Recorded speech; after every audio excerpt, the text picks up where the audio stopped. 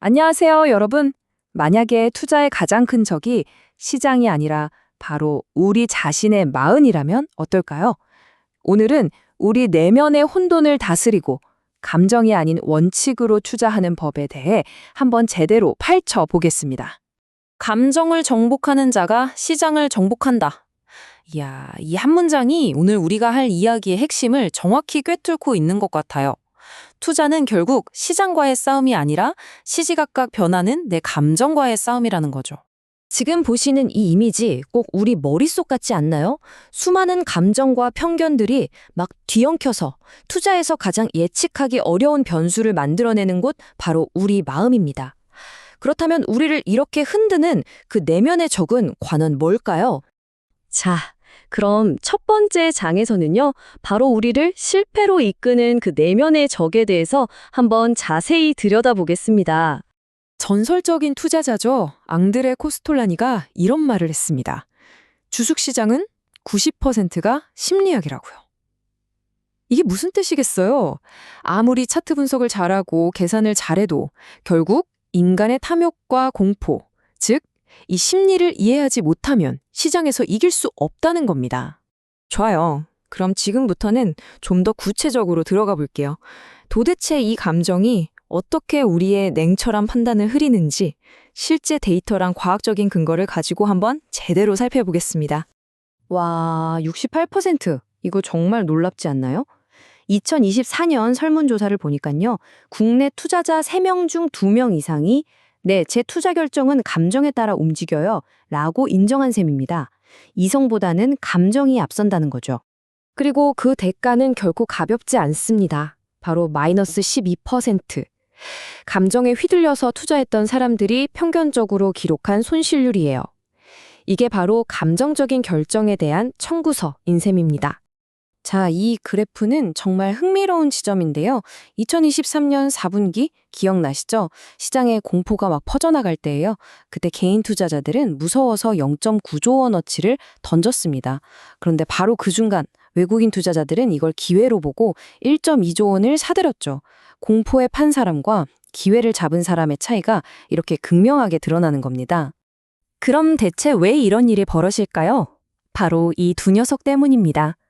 남들이 하니까 무작정 따라하는 군중 심리와 이익 볼 때의 기쁨보다 손실 볼 때의 고통을 훨씬 더 크게 느끼는 손실 회피 편향.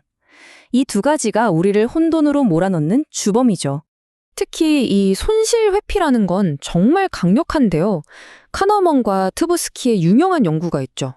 우리가 100만 원을 벌었을 때 느끼는 기쁨보다 똑같은 100만 원을 잃었을 때 느끼는 고통이 무려 2.5배나 더 크다는 겁니다. 이러니까 어때요?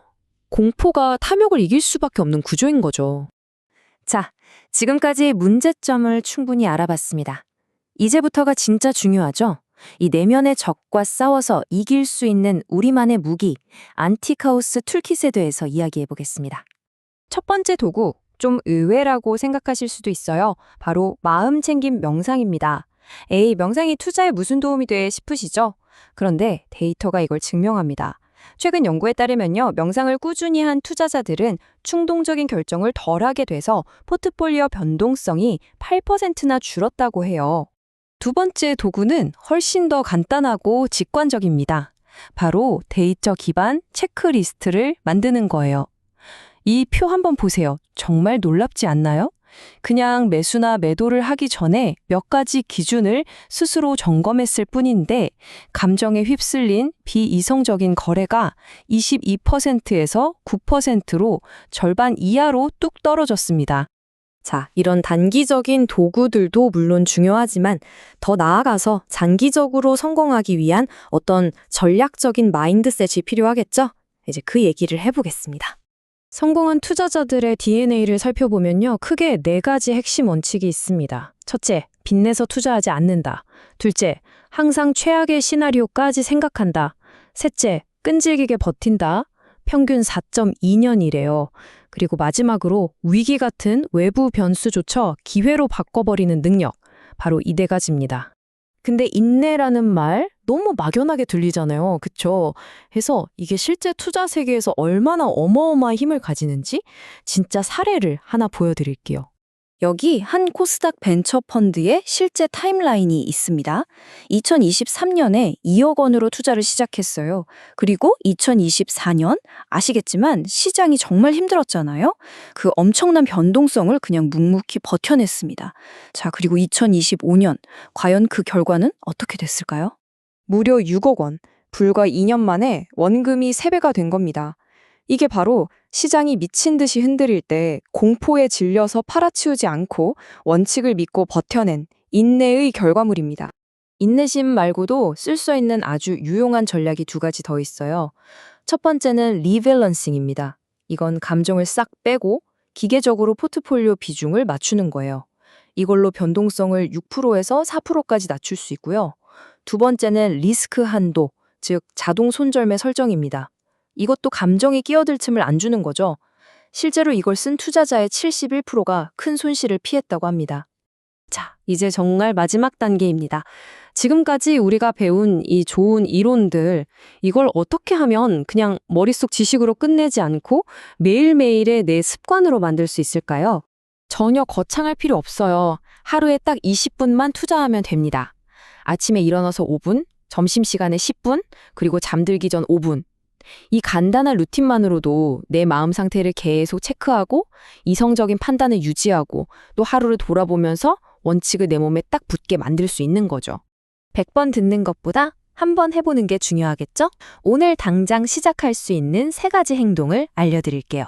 첫째, 오늘 밤부터 투자 감정 일기를 한번 써보세요.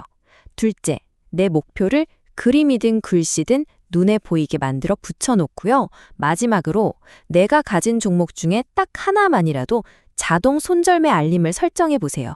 이런 작은 실천이 정말 큰 차이를 만듭니다. 결국 투자에서 성공한다는 건요, 미래를 예측하는 무슨 신적인 능력을 갖는 게 아니에요. 끊임없이 우리를 흔드는 이 시장 안에서 다른 누구도 아닌 바로 나 자신을 완벽하게 통제하고 다스리는 능력, 바로 거기에 달려있는 겁니다. 시장은 앞으로도 계속 혼란스러울 겁니다. 그건 우리가 바꿀 수 없는 사실이에요. 진짜 중요한 질문은 딱 하나입니다. 시장이 혼란스러울 때 당신도 같이 혼란에 빠질 것인가? 이 질문에 대한 답은 오직 여러분 자신만이 할 수 있습니다.